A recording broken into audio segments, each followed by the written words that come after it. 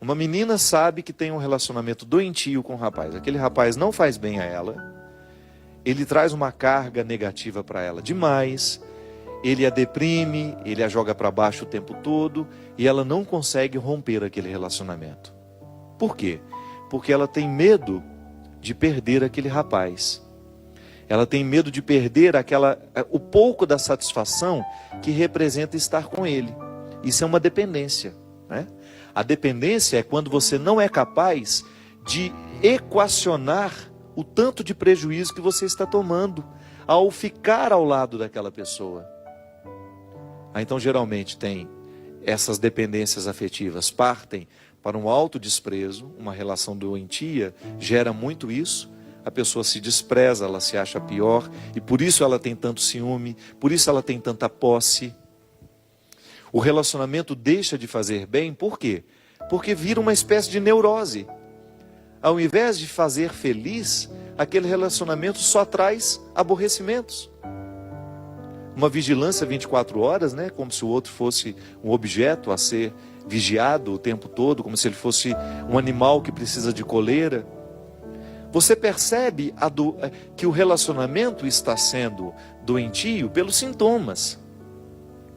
Digamos que eu seja amigo do Christian e que nós temos um relacionamento doentio.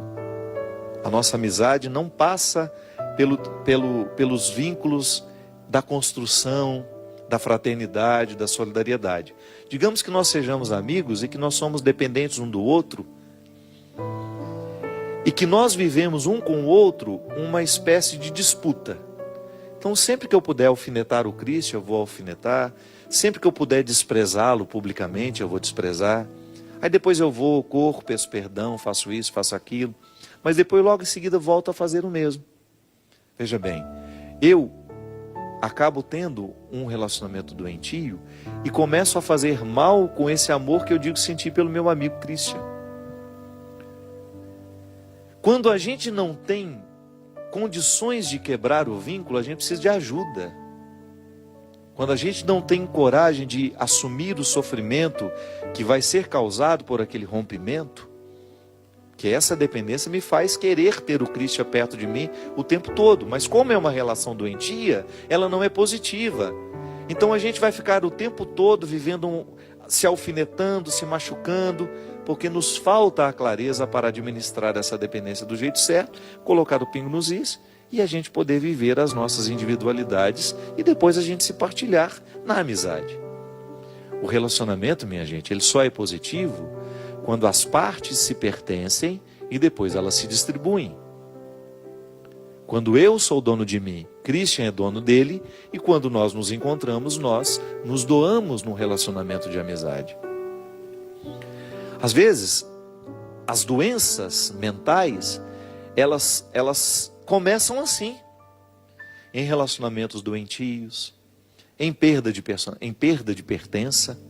Eu deixo de me pertencer, eu vou abrindo mão de mim, abro mão um pouquinho hoje, abro mão um pouquinho amanhã, porque o outro vai me esgotando, o outro vai me sugando, e porque eu não tenho coragem de me posicionar, daqui a pouco eu perdi a capacidade de administrar. Então o outro torna-se proprietário dos meus afetos, ele começa a mandar na minha alegria. É tão triste quando você percebe que a sua alegria depende do outro e não de você. Alguma coisa está errada. Alguma coisa nós estamos errando, em alguma coisa estamos errando. O outro, ele não é o responsável pela minha alegria. O outro até participa da minha alegria. O outro até me ajuda a promover a alegria, não sejamos hipócritas. Uma palavra ruim que vem do outro lado me machuca-me. Uma palavra motivadora do outro me ajuda também a ficar mais feliz. Mas o primeiro espaço onde essa alegria precisa ser cultivada é em mim. É quando eu me ocupo de mim, quando eu gasto um tempo comigo, nos meus projetos, no meu empenho. Quando existe uma dependência, um sequestro de subjetividade, a pessoa tem dificuldade de cuidar da própria vida. Você conhece, ou talvez até já tenha experimentado isso em você. quando você vive um relacionamento que você fica o tempo todo procurando onde está o outro, o que ele está fazendo, com o que ele foi, aonde que ele está. E você deveria estar cuidando da sua vida. Esses relacionamentos que às vezes são doentes, eles causam um prejuízo tão grande, gente, porque às vezes uma pessoa vive um relacionamento assim, 4, 5 anos. Eu conheço namoros, experiências de namoros em que a neurose é tanta que a menina, o rapaz, eles ficam o tempo todo se monitorando. 30, 40, 50 mensagens por dia, porque tem de dar satisfação aonde está, com quem está, o que fez, e quando volta, quando o encontro deveria ser para partilhar o dia, para ficar felizes porque estão juntos, é para lavar a roupa suja, por que você não avisou, por que você foi lá, por que você não me falou. Então o encontro que deveria ser para ser agradável, para construir aquilo que no futuro pode ser até um casamento, torna-se o espaço do cultivo das neuroses. Não pode ser assim. Se você percebe que você está preocupado demais com a vida do seu parceiro e esquecido da sua vida, alguma coisa está errada. Você precisa ter primeiramente a consciência de que a sua primeira responsabilidade não é o outro, é você mesmo. Porque você só pode cuidar do outro depois de ter cuidado de si. Um relacionamento que começa no outro não dá, isso é doente. Ah, padre, mas isso é um egoísmo? Não é não. Isso é o passo certo do relacionamento. Eu só posso dar um passo na direção do outro depois de ter conquistado os meus territórios. A verdadeira caridade só existe quando eu sou livre para amar, quando eu sou livre para doar. Eu não estou agindo por uma necessidade. Porque às vezes até a nossa caridade não é por amor, não, é porque a gente quer aparecer. Às vezes a nossa caridade está em torno do nosso espírito pavão. Eu preciso que o outro me veja, eu preciso que o outro me note, então eu faço caridade, eu faço isso, faço aquilo. Mas aquilo é tudo vazio dentro de mim, não me preenche, não me faz feliz. Meu Deus do céu. A caridade que eu faço precisa estar em consonância com aquilo que eu sei sobre mim. É essa minha liberdade interior me motivando a conquistar cada vez mais os territórios que são meus, conhecendo os meus defeitos, as minhas possibilidades, para que depois eu dê um passo na direção do outro e faça o mesmo na vida dele. Ao invés de ser um sequestrador, eu quero ser um libertador.